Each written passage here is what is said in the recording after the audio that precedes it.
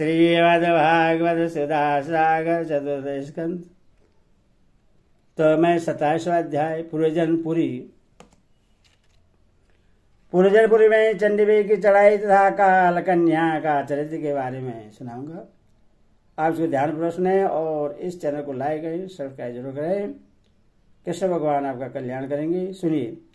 नारद जी कहते हैं, महाराज इस प्रकार वह सुंदरी अनेक नखरों से पुरजन को पूरी तरह अपने बस में कर उसे आनंद करती हुई विहार करने लगी। उसने अच्छी तरह स्नान कर अनेक प्रकार के मांगलिक श्रृंगार के तथा भोजनादि से तृप्त होकर वह राजा के पास आई। राजा ने उस मनोहर मुख वाली राज महिषी का सादर अभिनंदन किया। पुरोजन ने राजा का आलिंगन किया और राजा ने उसे गले लगाया। फिर एकांत में मन के अनुकूल रहस्य की बातें करते हुए वह ऐसा मोहित हो गया कि उस कामनी में ही चित्र लगा रहने के कारण उसे दिन रात के भेद से निरंतर बीतते हुए काल की दुस्तर गति का भी कुछ पता न चला। मंद मद से छका हुआ मनस्वी पुरजन अपनी प्रिया की भुजा पर सिर रखे महामूल्य सैया पर पड़ा रहता। उससे तो रमणी ही जीवन का परम फल जान पड़ती थी। अज्ञान से आवृत हो जाने के कारण से आत्मा अथवा परमात्मा का कोई ज्ञान न रहा। राजन इस प्रकार कामातुर चित्त से उसके साथ विहार करते करते राजा पुरजन की जवानी आधे सन के समान बीत गई। प्रजापति उस पुरजनी से राजा पुरजन के 1100 पुत्र और 110 कन्या हुई, जो सभी माता पिता का सुयश बढ़ाने वाली और सुशीलता उदारता आदि गुणों से संपन्न थी। ये पुरजनी नाम से विख्यात हुई। इतने में ही उस सम्राट की लंबी आयु का आधा भाग निकल गया। फिर पंचाल राज पुरजन ने पितृवंश की वृद्धि करने वाले पुत्रों का वधुओं के साथ और कन्याओं का उनके योगी वरों के साथ विवाह कर दिया। पुत्रों में से प्रत्येक के 100 पुत्र हुए। उनसे वृद्धि को प्राप्त होकर पुरंजन का वंश सारी पंचाल देश में फैल गया। इन पुत्र पौत्र ग्रहों को सेवक और मंत्री आदि में दृढ़ ममता हो जाने से वह इन विषयों में ही बद गया। फिर तुम्हारी तरह उसने भी अनेक प्रकार के भोगों की कामना से यज्ञ की दीक्षा ले तरह तरह के पशु हिंसामय घोर यज्ञों से देवता पितर और भूत पतियों की आराधना की। इस प्रकार वह जीवन भर आत्मा का कल्याण करने वाले कर्मों की ओर से असावधान और कुटुंब पालने में व्यस्त रहा। अंत में वृद्धावस्था का वह समय आ पहुंचा जो स्त्री लंपट पुरुषों को बड़ा अप्रिय होता है। राजन चंडीवेग नाम का एक गर्दभ राज है। उसके अधीन 360 महाबलवान गर्दभ रहते हैं। इनके साथ मिथुन भाव से स्त्री कृष्ण और शुक्ल वर्ण की उतनी ही गंध वीर्यां भी हैं। वे बारी बारी से चक्कर लगाकर भोग विलास की सामग्रियों से भरी पूरी नगरी को लूटती रहती हैं। गर्दभराज चंडी बेग से उन अनुचरों ने जब राजा पुरजन का नगर लूटना आरंभ किया तब उन्हें 5 फन की सर्प पर्जागर से रोका। पर्जागर ने रोका।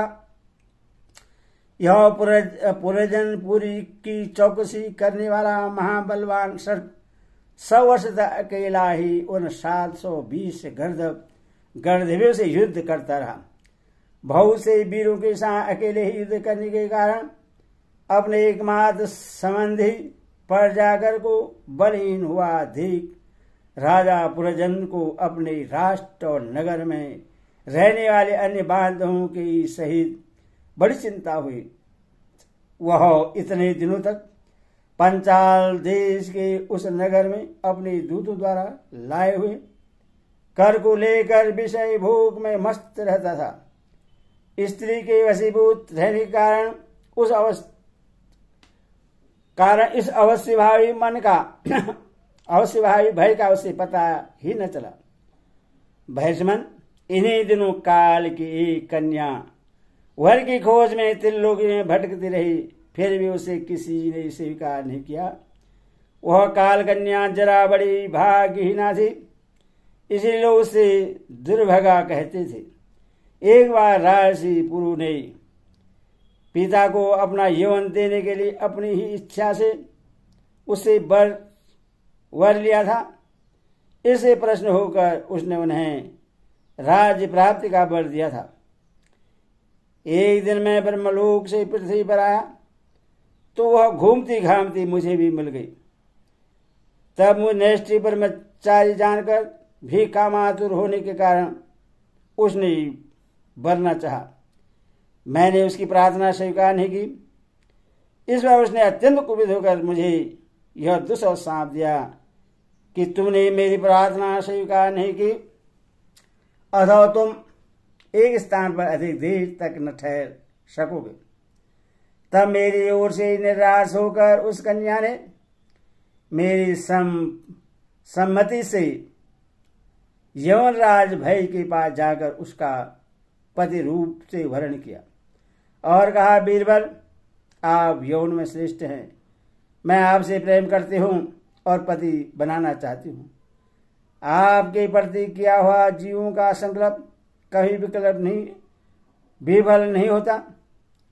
जो मनुष्य लोक अथवा शास्त्र की दृष्टि से देने योग्य वस्तु का दान नहीं करता और जो शास्त्र दृष्टि से अधिकारी होकर भी ऐसा दान नहीं लेता, वे दोनों ही दुराग्रही और मूढ़ हैं, अत्यंत शोचनीय हैं। भद्र इस समय मैं आपकी सेवा में उपस्थित हुई हूँ, आप मुझे स्वीकार करके अनुग्रहित कीजिए। पुरुष का सबसे बड़ा धर्म दीनों पर दया करना ही है। काल कन्या की बात सुनकर यमराज ने विधाता का एक गुप्त कार्य कराने की इच्छा से मुस्कुराते हुए से कहा, मैंने योग दृष्टि से देखकर तेरे लिए एक पति निश्चय किया है।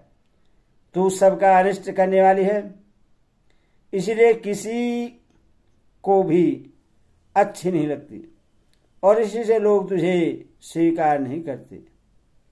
अतः इस कर्म जनित लोग को तो अलक्षित होकर बलात् भोग तो मेरी सेना लेकर जा। इसकी सहायता से तू सारी प्रजा का नाश करने में समर्थ होगी। कोई भी तेरा सम्मान न कर सकेगा। यह प्रज्वाल नाम का मेरा भाई है और तू मेरी बहन बन जा। तुम दोनों के साथ मैं अव्यक्त गति से भयंकर सेना लेकर सारे लोगों में विचरूंगा।